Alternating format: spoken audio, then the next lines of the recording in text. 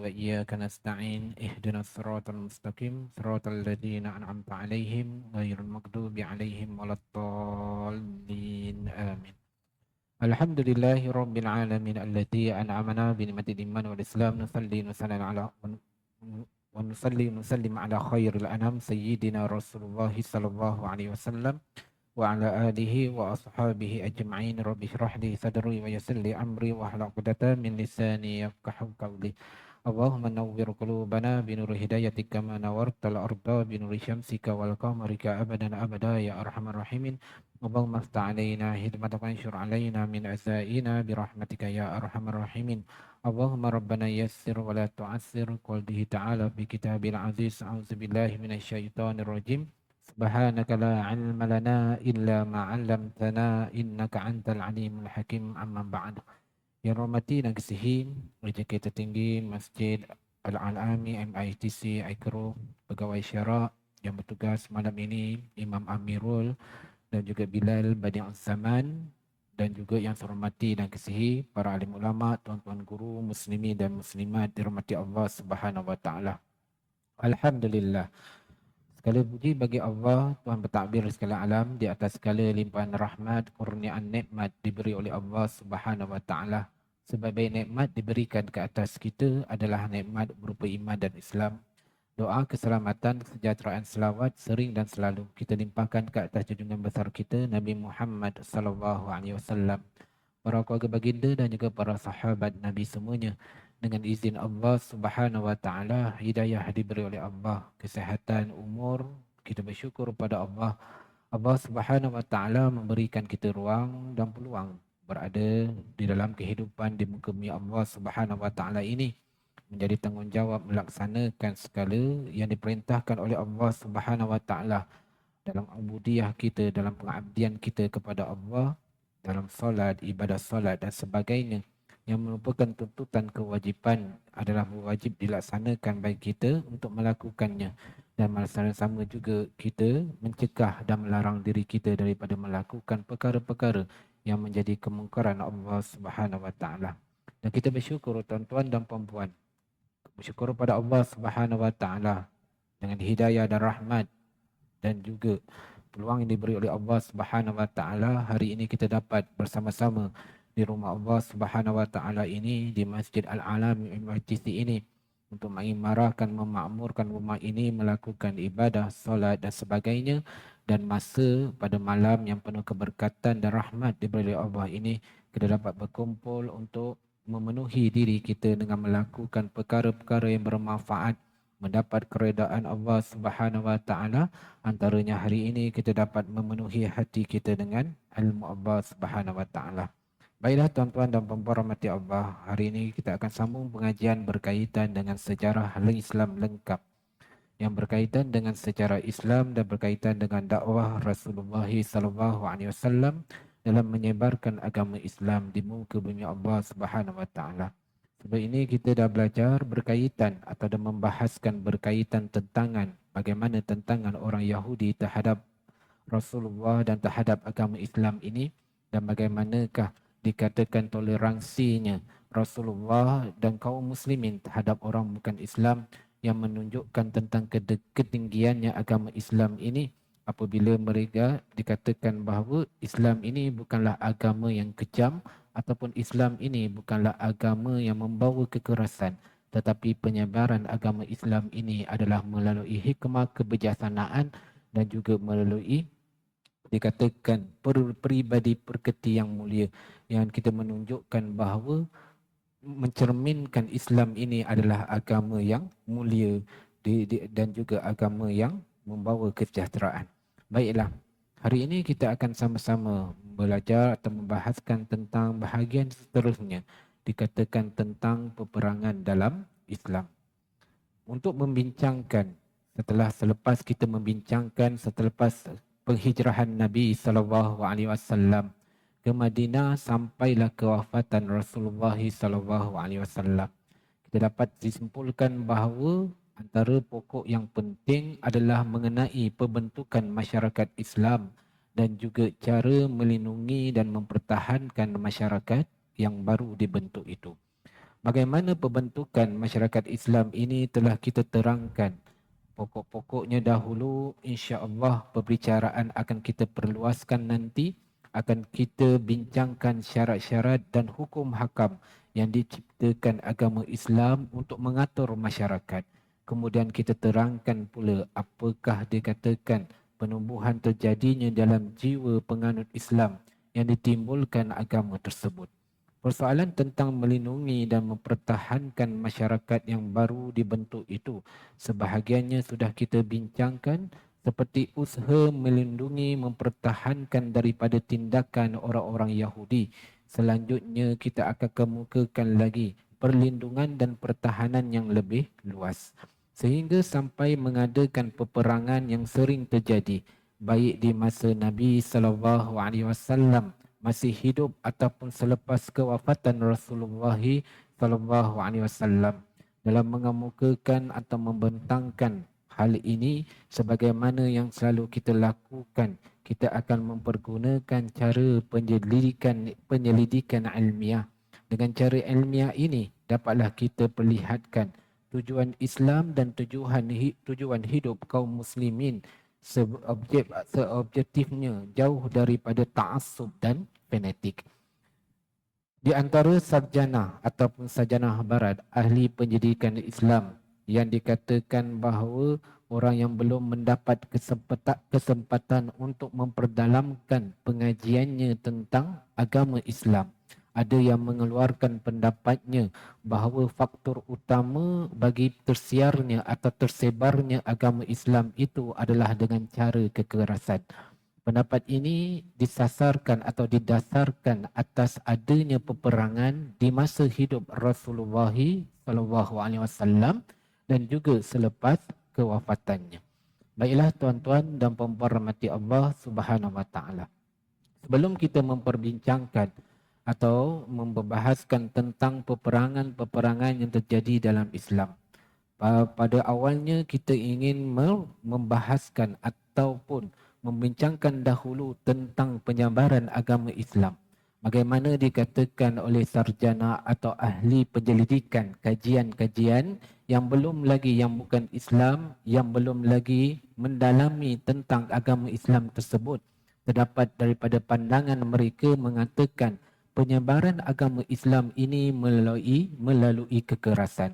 Ini mereka berdasarkan tentang peperangan-peperangan yang terjadi dalam Islam, sama ada ketika mana zaman Rasulullah SAW, seperti peperangan Badar, Khaybar dan sebagainya, Khandaq dan sebagainya, yang ada banyak peperangan Uhud, yang mana itu merupakan peperangan-peperangan yang terjadi pada zaman Rasulullah SAW dalam menyebarkan dakwah Islam ini ataupun menyebarkan agama Islam.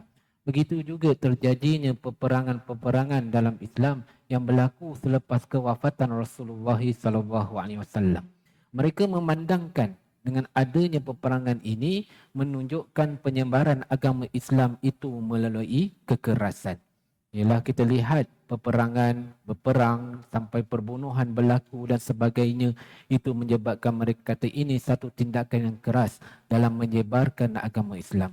Bahkan tuan-tuan dan puan-puan rahmati Allah, kalau kita mendalami tentang apa yang ada dalam Islam, tentang penyebaran agama Islam ini, sebenarnya kita lihat adakah ditimbulkan persoalan ini, adakah benar Islam itu tersebar dengan dakwah ataupun kekerasan, ataupun apakah sebab dan alasannya. Dan yang keduanya, kalau kita lihat agama Islam itu, kalau tersiarnya dengan dakwah, mengapakah banyak terjadinya peperangan di antara kaum muslimin dengan orang bukan Islam?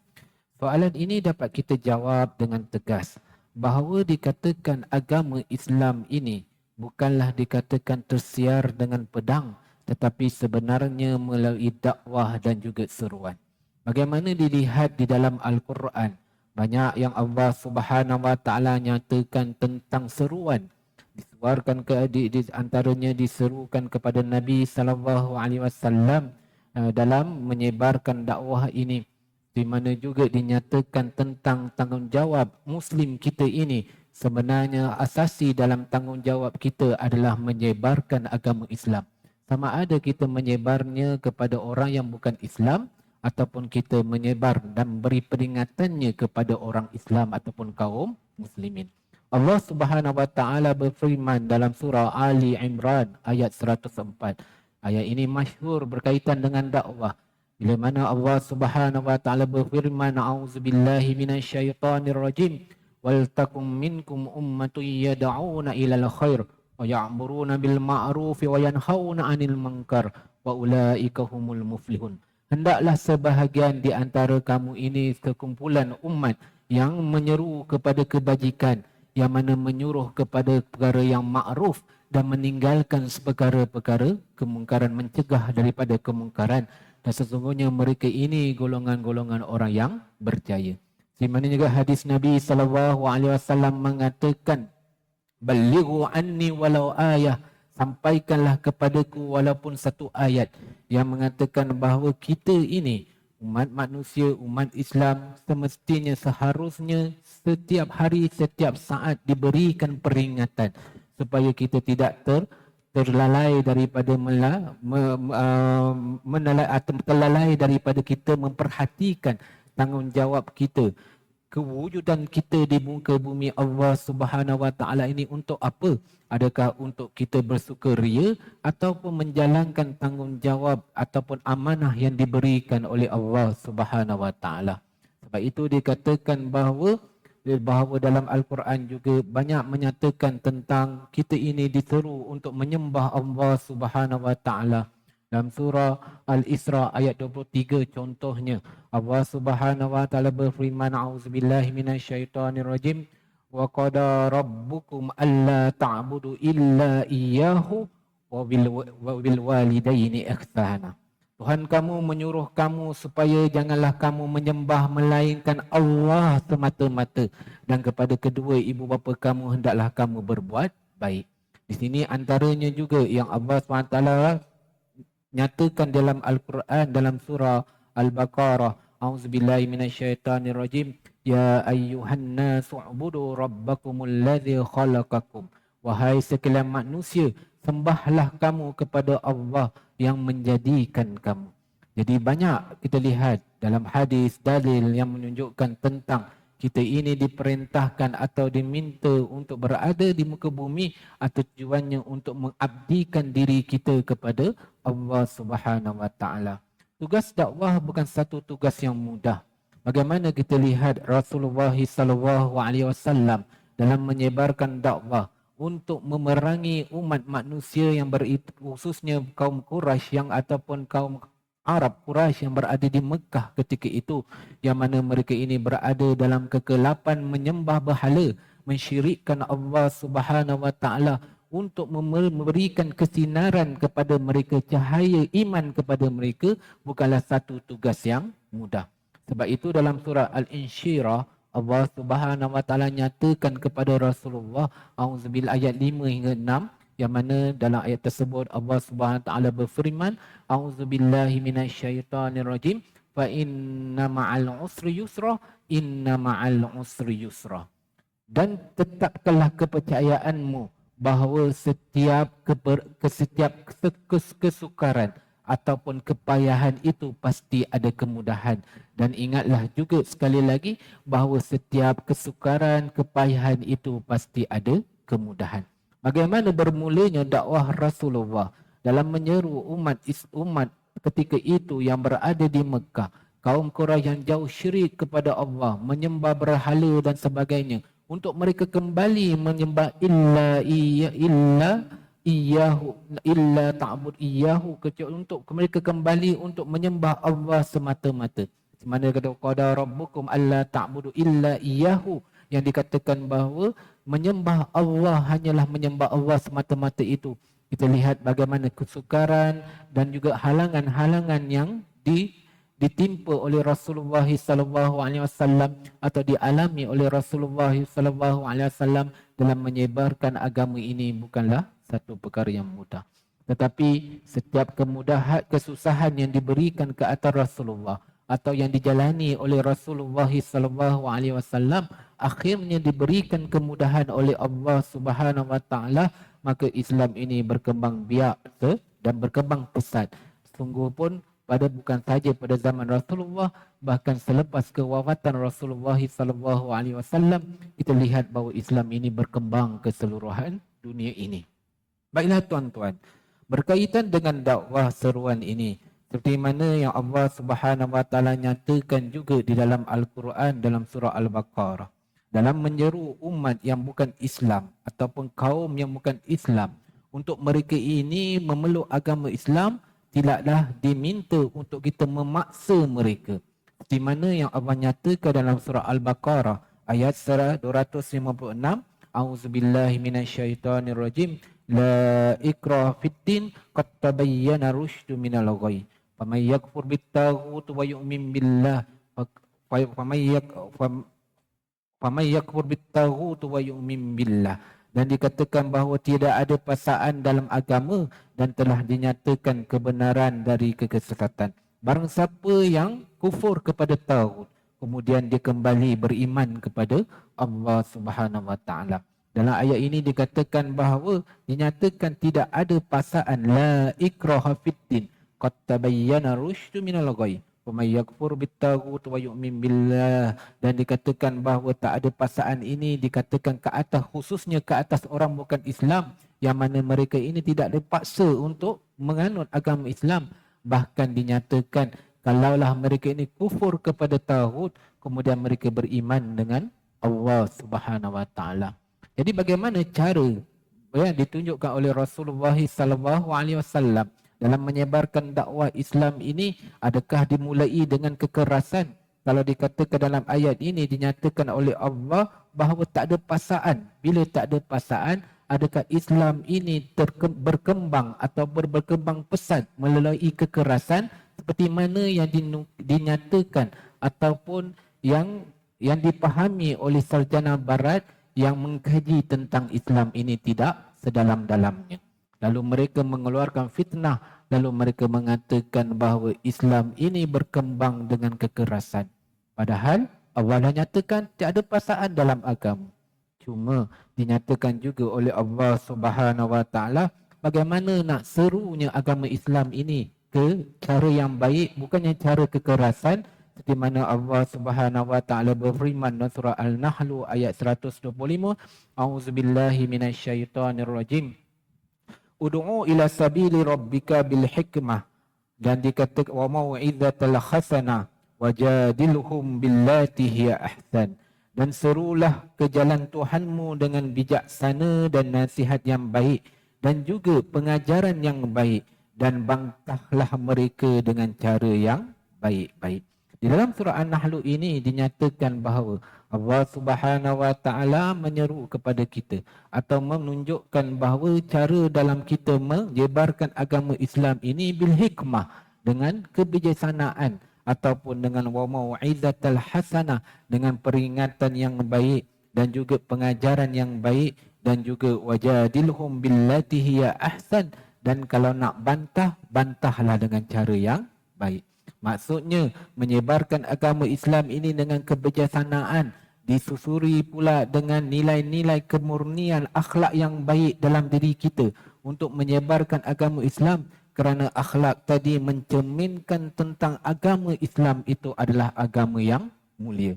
Kita lihat Rasulullah SAW dinyatakan bahawa dalam satu hadis, ada yang diriwayatkan bahawa hadis yang mana Nabi SAW bu'istu li mukarrimul akhlak, aku diutuskan adalah untuk memuliakan akhlak. Dan juga dikatakan bahawa dalam Al-Quran dikatakan tentang Rasulullah diutuskan, wa ma arsalnaka illa rahmatan lil alamin, tidak aku utuskan kamu ini wahai Muhammad, kami utuskan kamu ini wahai Muhammad illa rahmatan lil alamin, kecuali memberi rahmat kepada sekalian alam.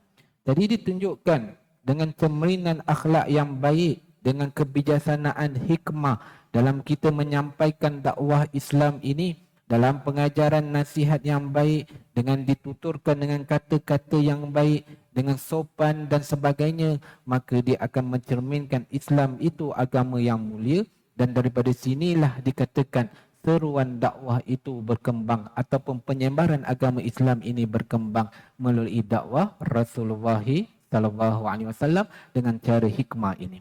Jadi kita lihat bagaimana akhlak Rasulullah. Ramai di antara yang kita lihat kaum Yahudi yang memeluk agama Islam, kaum yang bukan Islam juga yang ketika mana zaman Rasulullah sallallahu alaihi wasallam yang mana mereka tertarik dengan kepribadian Rasulullah, akhlak Rasulullah sallallahu alaihi wasallam. Antara itulah menyebabkan mereka ini tertarik dengan Islam. Akhirnya mereka memeluk ke dalam agama Islam. Ada Ibnu Ishaq menceritakan ketika mana Rasulullah ni berkahwin dengan Juwairiyah binti Al-Kharith. Antara juga dikatakan bahawa Juwairiyah binti Al-Kharith antara Ummul Mukminin, dikatakan isteri Rasulullah sallallahu alaihi wasallam.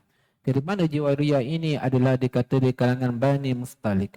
Al-Kharith Abi Dirar bin Abi Dirar adalah bapanya yang merupakan ketua daripada Bani Mustalik yang menjadinya peperangan di antara peperangan yang berlaku di sebuah mata air dipanggil peperangan Muraisi. Juwairiyah ini dikatakan ada suami ketika mana dia belum Islam. Berlakunya peperangan ketika itu yang mana bapanya Al-Haris ibnu Abi Dirar ini sangat memusuhi Islam dan sangat benci kepada Islam. Akhirnya dia nak cetuskan peperangan dengan Islam, tetapi perkara tersebut telah diketahui oleh Rasulullah sallallahu alaihi wasallam. Bila Rasulullah tahu tentang Bani Mustalik ini ataupun dia kata Harith ibnu Dirar ini hendak memerangi Islam, maka dia Rasulullah pun mengumpulkan ataupun membentuk pasukan Islam ketika itu untuk pergi memerangi mereka. Maka pada permulaan itu berlakulah pertempuran tadi, dikatakan di sebuah mata air, tempat mata air dipanggil Muraisi, dan ada mengatakan peperangan ini dipanggil peperangan Muraisi.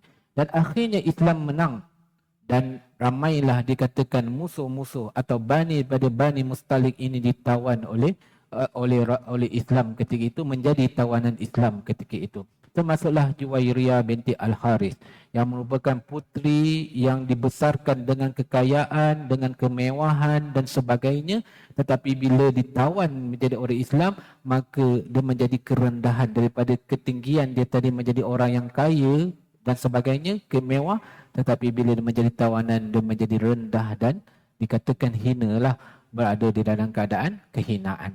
Akhirnya Juwairiyah ini ada mengatakan riwayat suaminya ini mati dalam peperangan tersebut, dan ada juga mengatakan bapanya Haris tadi juga mati, dan ada juga dikatakan oleh Ibnu Ishaq dalam sirahnya atau kitab sirahnya mengatakan bapanya lari menyembunyikan diri setelah kekalahan dalam peperangan tersebut.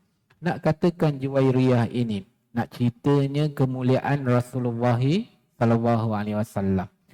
Dikatakan Juwairiyah ini diberikan tebusan itu, maka tawanan diberikan kepada seorang sahabat yang bernama Sabit Al-Qais.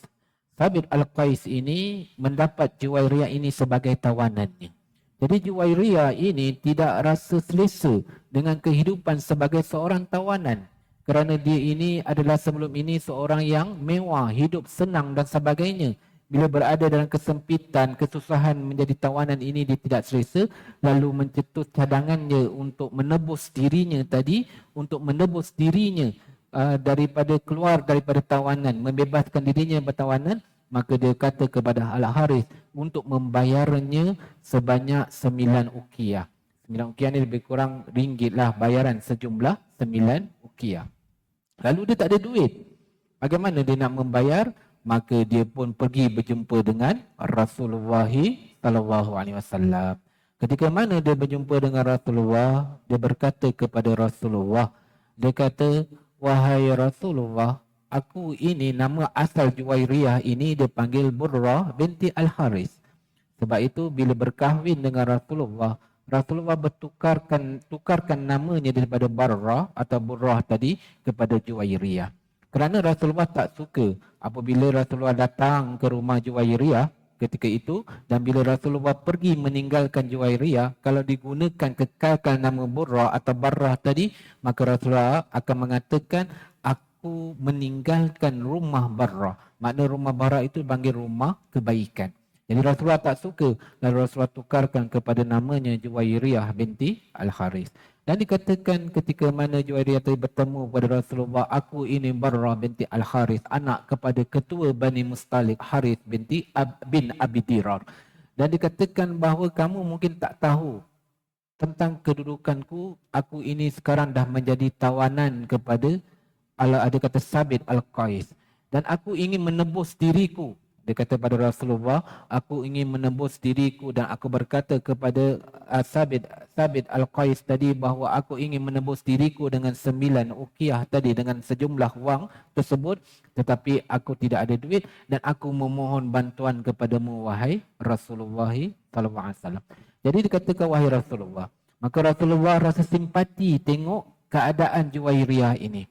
Daripada seorang anak yang bangsawan yang besar, yang mewah dan hidup kaya, apabila menjadi tawanan, menjadi hina dan rendah, akhirnya rasalah simpati dalam diri Rasulullah sallallahu alaihi wasallam, dan Rasulullah berkata kepada Juwairiyah, adakah kamu ingin mendapatkan lebih baik daripada apa yang kamu tawarkan ataupun kamu minta? Lalu Juwairiyah pun bertanya kepada Rasulullah, apakah yang lebih baik itu wahai Rasulullah? Dan keadaan sopan dan baik dia bertanya kepada Rasulullah. Maka Rasulullah kata, aku menebus dirimu, kemudian aku menikahi dirimu. Maka gembiralah Juwairiyah. Juwairiyah ketika itu gembira disebabkan tawaran yang diterimakan. Sebenarnya tujuan dia datang untuk meminta sesuatu yang baik daripada Rasulullah, bahkan diberikan lebih baik daripada apa yang dia minta tersebut.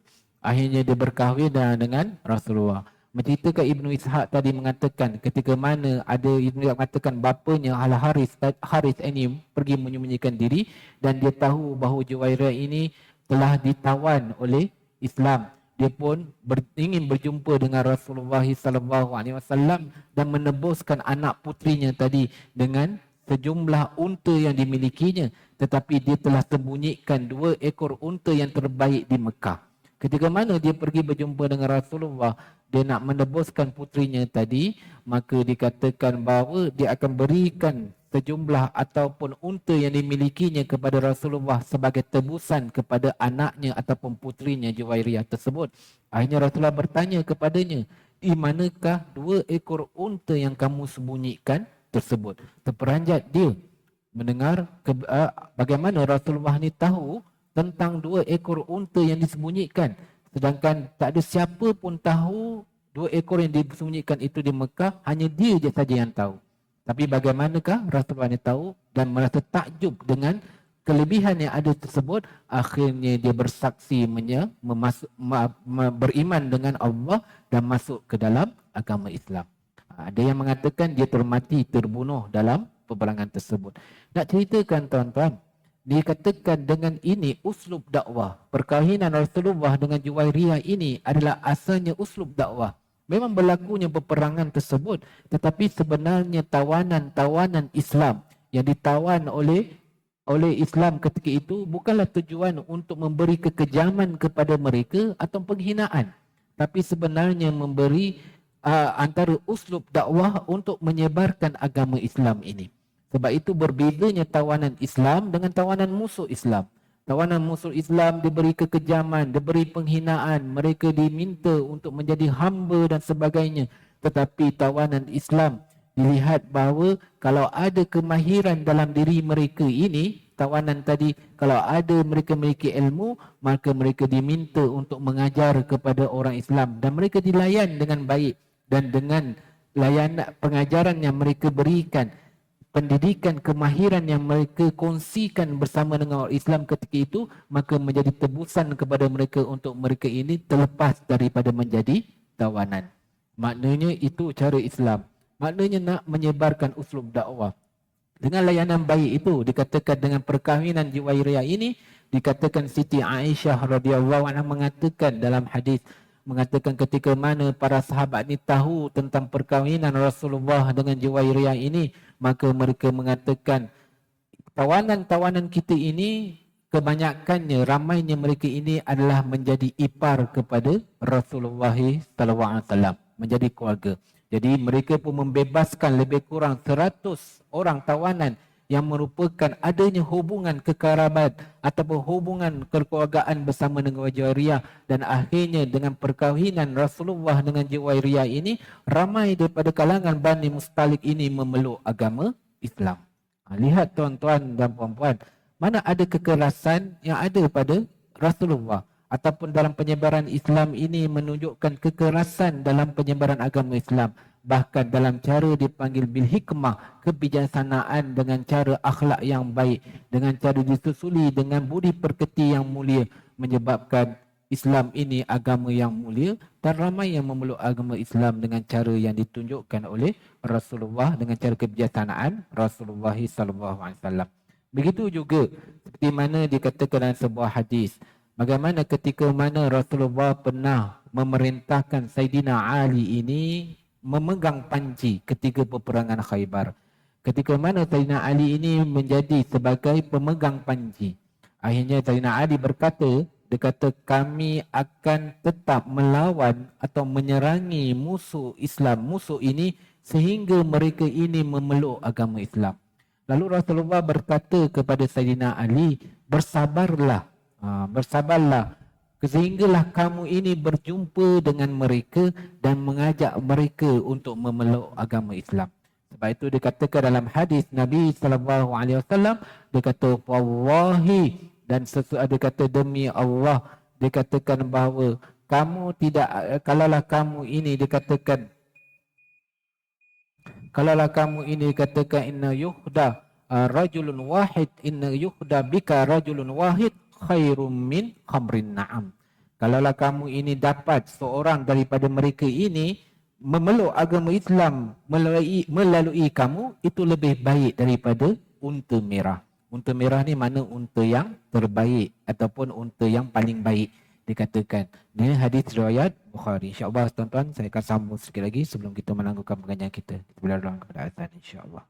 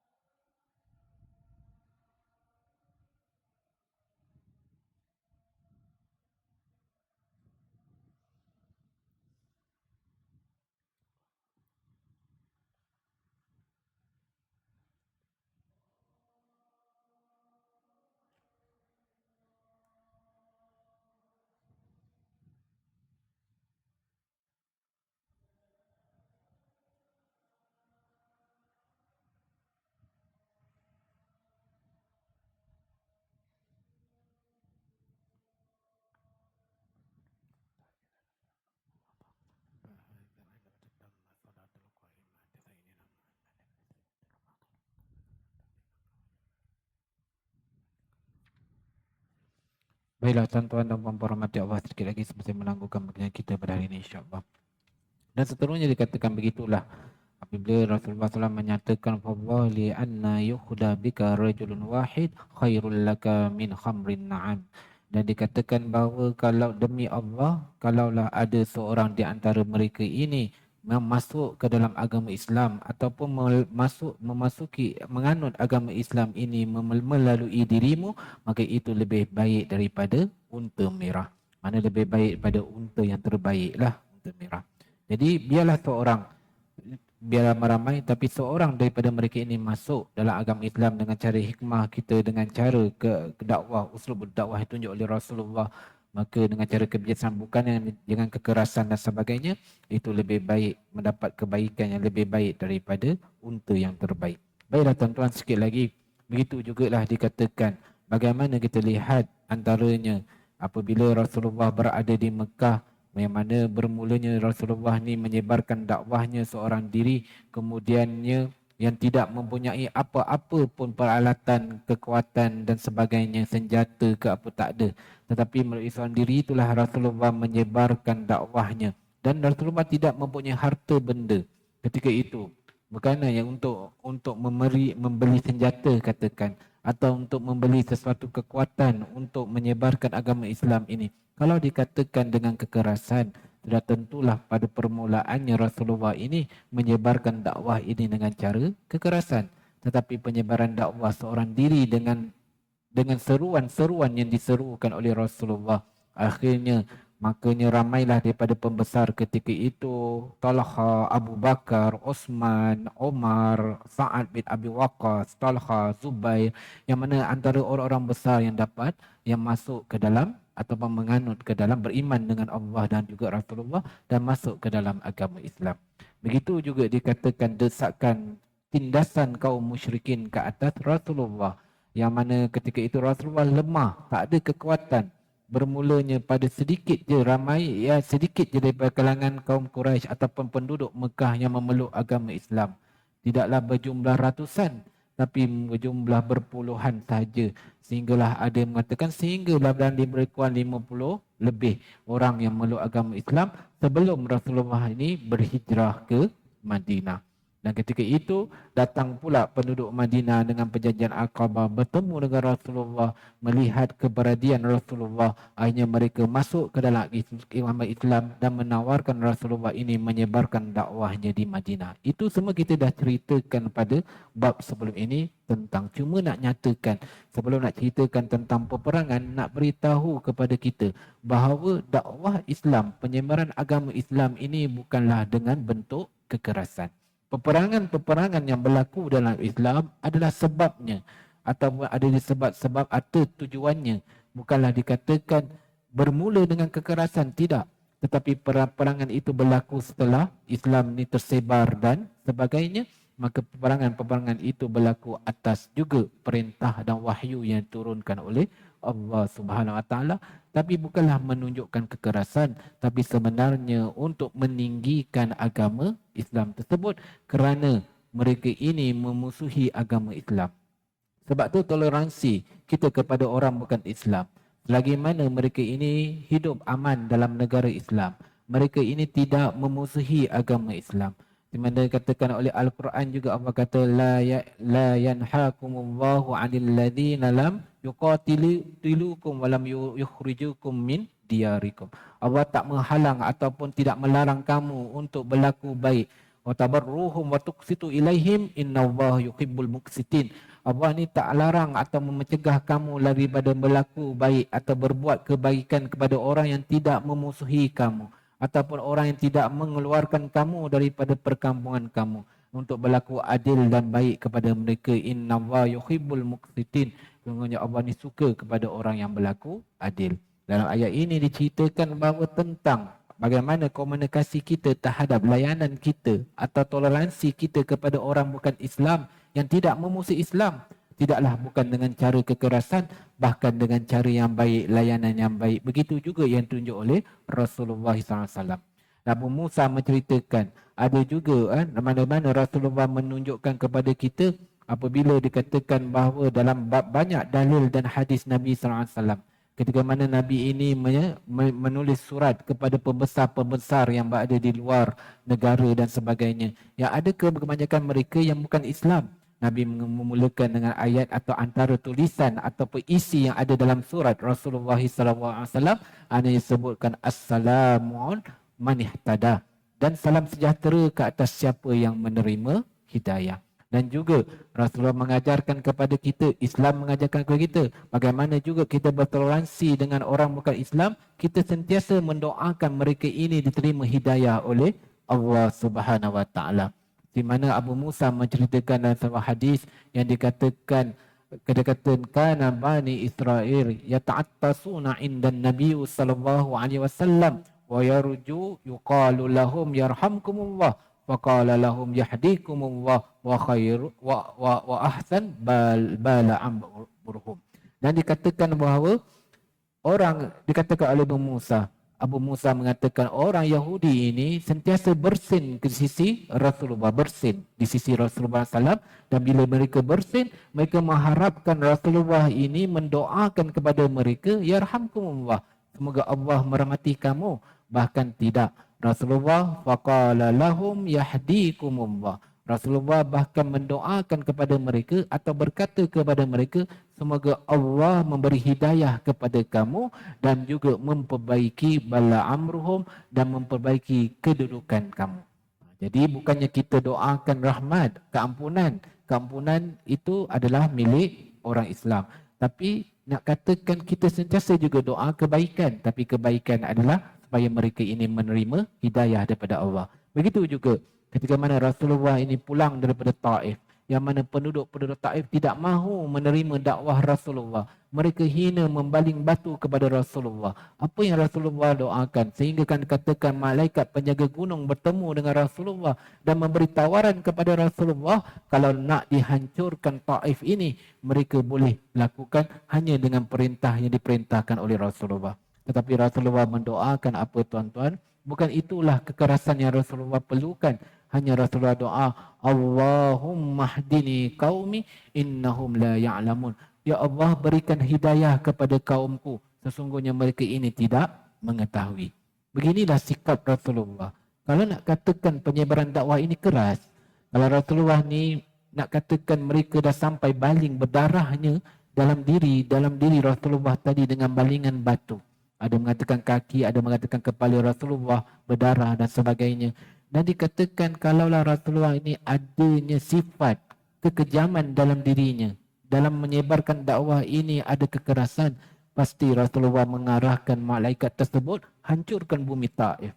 Tapi tidak, hanya Rasulullah mendoakan semoga Allah memberikan hidayah kepada mereka kerana mereka ini satu kaum yang tidak mengetahui, ataupun mereka ini mungkin tidak tahu tentang Islam dan sebagainya. Baiklah tuan-tuan, begitulah nak nyatakan. Kita lihat bagaimana juga berlakunya pada zaman-zaman yang selepas Rasulullah dan Ibn Abbas, pada kerajaan Bani Abbas, ada peperangan yang berlaku bagaimana dan sebagainya. InsyaAllah kita akan sambung pada masa yang akan datang. Cuma ceritakan mukadimah dulu berkaitan, atau nak ceritakan dulu sebelum peperangan, cerita tentang bagaimana hikmahnya kebijaksanaan dengan kemuliaan yang ada pada Rasulullah SAW dalam menyebarkan dakwah ataupun penyebaran dakwah Islam ini, bukanlah dengan kekerasan tetapi dengan cara hikmah dan juga pengajaran yang baik. Baiklah, insya-Allah tuan-tuan, saya mohon maaf mengambil masa sikit dan kita akan sambung pada masa yang akan datang diizinkan oleh Allah Subhanahu Wa Taala. Dan kita mengharapkan ilmu yang kita pelajari hari ini akan diberkati oleh Allah Subhanahu Wa Taala, memberikan manfaat dan rahmatnya, dan sampaikanlah, kongsikanlah juga kita kepada yang lain, insya-Allah sama-sama mendapat keberkatan, rahmat dan manfaat daripada Allah Subhanahu Wa Taala. Bismillahirrahmanirrahim. Alhamdulillahirabbil alamin, wassalatu wassalamu ala asyrafil anbiya'i wal mursalin wa ala alihi wa ashabi ajma'in. Allahumma faqihna fid din wa 'allimna ta'wil. Allahumma ja'al jam'ana hadza jam'an marhuma wa tafarraqana min ba'dihi tafarraqan ma'suma. Rabbana zidna 'ilma, Rabbana zidna 'ilma, Rabbana zidna 'ilma, Rabbana atina fid dunya hasanah wa fil akhirati hasanah wa qina adzabannar. Wa sallallahu ala sayyidina Muhammad وعلى آله وصحبه وسلم والحمد لله رب العالمين. أقول قولي هذا وأستغفر الله لي ولكم. سبحانك اللهم وبحمدك أشهد أن لا إله إلا أنت أستغفرك وأتوب إليك. بسم الله الرحمن الرحيم والعصر إن الإنسان لفي خسر إلا الذين آمنوا وعملوا الصالحات وتواصوا بالحق وتواصوا بالصبر. السلام عليكم ورحمة الله تعالى وبركاته.